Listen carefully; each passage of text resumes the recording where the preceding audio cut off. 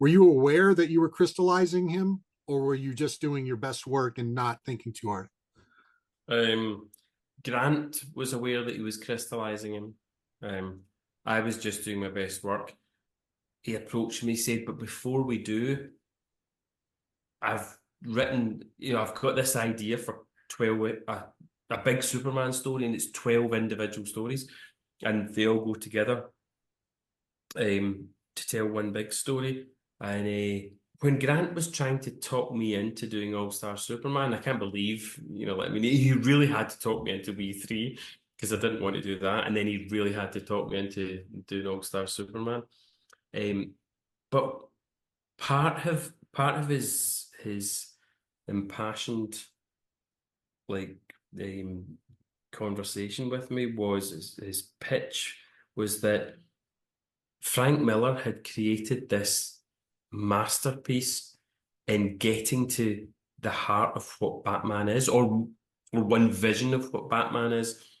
And he did it so well and it was so effective that ever since The Dark Knight came out, everybody had started like going for this grim and gritty real world approach to superheroes, and nobody was as good. It'd already been done, and it had been done really, really well. And everything else that came out was just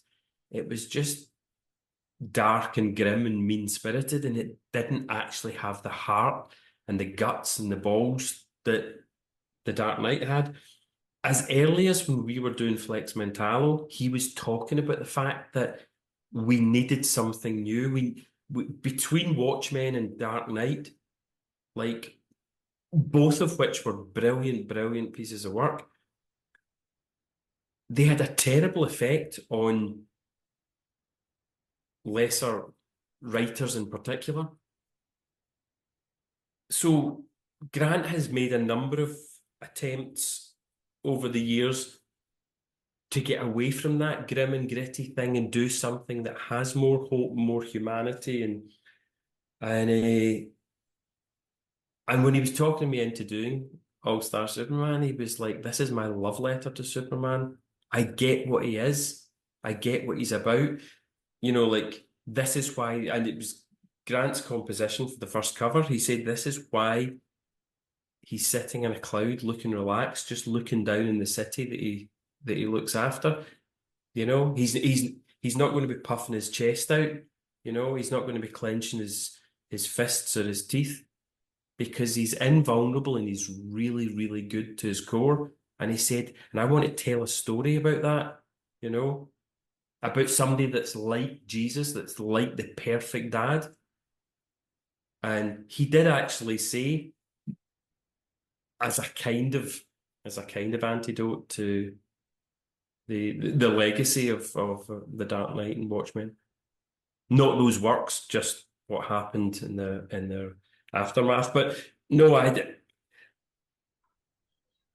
when Grant talked about what it was he wanted to achieve and what the stories were going to be about, I thought this actually does sound really good. And when I got that first script, I was like, this is brilliant. And every script I got after that was brilliant. So as I worked through the scripts, I was realizing slowly that I was working on something that was likely to have legs. It was likely to stay around because the stories were very, very good. But I was just concentrating, doing my own thing. I was letting Grant do the kind of the bigger picture of crystallizing what Superman is, because he had the big vision and he wrote it as a finished script. You know, page one, panel one. I mean, so then it was just me reading a script, doing a thumbnail, doing a couple of thumbnails, building the page. Yep, that's the best way to do this page, and working my way through it. So yeah, I'm not taking any credit for crystallizing Superman. I was doing what I try and do all the time, which is doing the best with the script that I've got in front of me.